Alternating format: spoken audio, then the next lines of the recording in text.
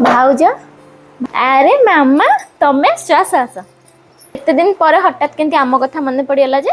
हाँ भाउज तमान कथा आ माँ कथा मोर बहुत मन पड़ुला तो से लगी मुझे पळै आसली तुमको देखा करने। आउ आम ज्वाई पु आस ना तुम एका आस? नाई नाई ज्वाई आसना काम अच्छी तो कौन ऑफिस रे। तो भाउज बड़ भाउज कुआडे गले कि कोठी देखा जाऊना तो।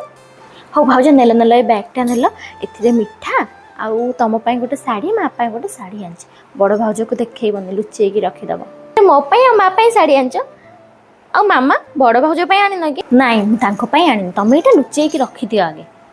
हेले मामा ये अंतर पांतर कौन पाई कि मुझे तुम गोटे भाउज अपा भी तो तुम भी बड़ भाउज ना तो मो जदि आइल अपा भी गोटे शाढ़ी आनी था।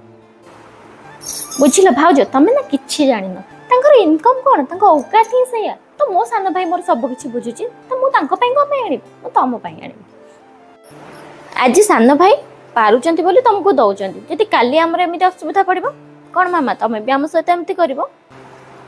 अरे मामा तुम्हें केतले हौ चल तुम केतु आसबनी तुमको भोक भी होथबो सान भाउज आ मिसिकी आज बढ़िया बढ़िया खाइबा बन चल मिसिकी खाइबा समस्ते।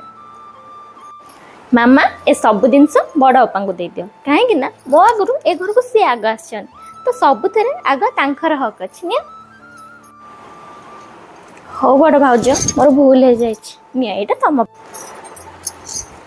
अरे बा बढ़िया तो साड़ी दुईटा कौन दरकार थिला मामा आनिबा।